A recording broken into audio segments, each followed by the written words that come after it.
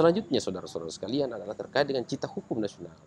Di pembukaan Undang-Undang Dasar, cita-cita kita itu apa sebenarnya?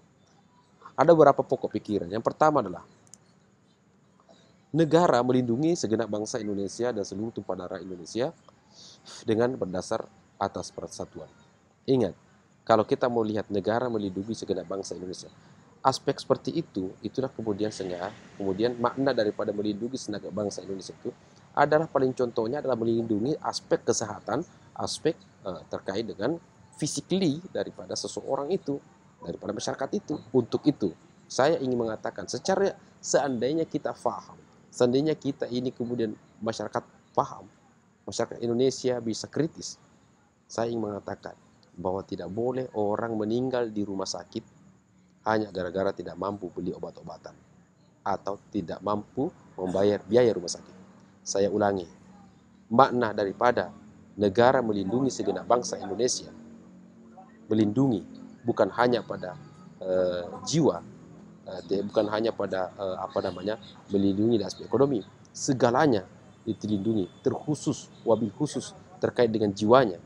Maka saya ingin katakan bahwa seandainya masyarakat kritis, kita sadar paham seluruh rakyat Indonesia, maka tidak boleh ada orang meninggal gara-gara tidak mampu membeli atau membayar biaya rumah sakit. Tidak bisa meninggal, tidak boleh meninggal karena tidak mampu untuk kemudian membayar obat-obatan. Falsafah itu kemudian kita menandakan bahwasanya negara ini punya tanggung jawab di dalam rangka melakukan suatu perlindungan kepada masyarakat.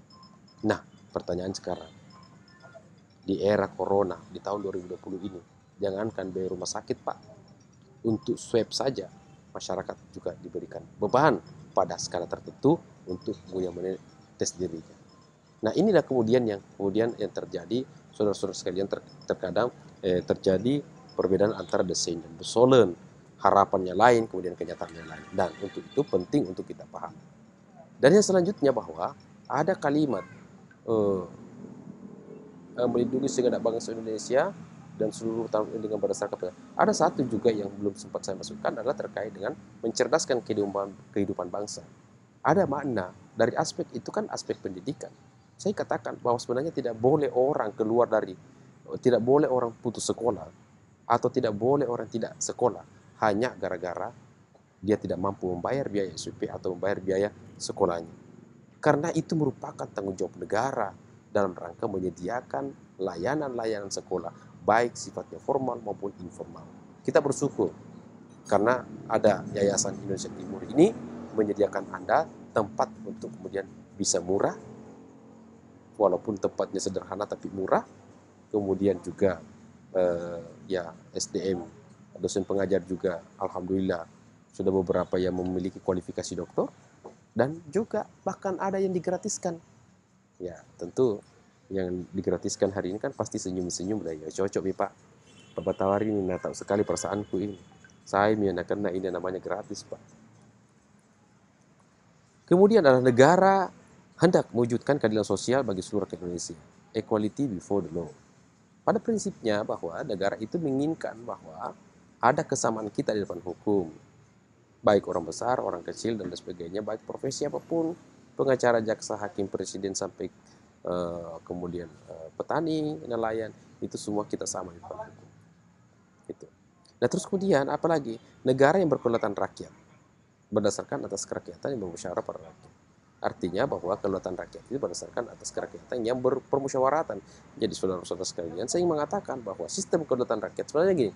Di awal-awal itu kita di Indonesia itu kita tidak mengenal namanya demokrasi. Yang ada itu kita kenal itu kedaulatan rakyat, itu pada prinsipnya hampir sama maknanya.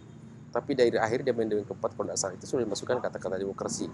Tapi sesungguhnya apapun itu istilahnya, demokrasi maupun kedaulatan rakyat, saya ingin mengatakan bahwa filosofi kebernegaraan kita itu harus berangkat dan berdasar daripada sebuah makna adalah kita harus tetap mengedepankan namanya musyawarah.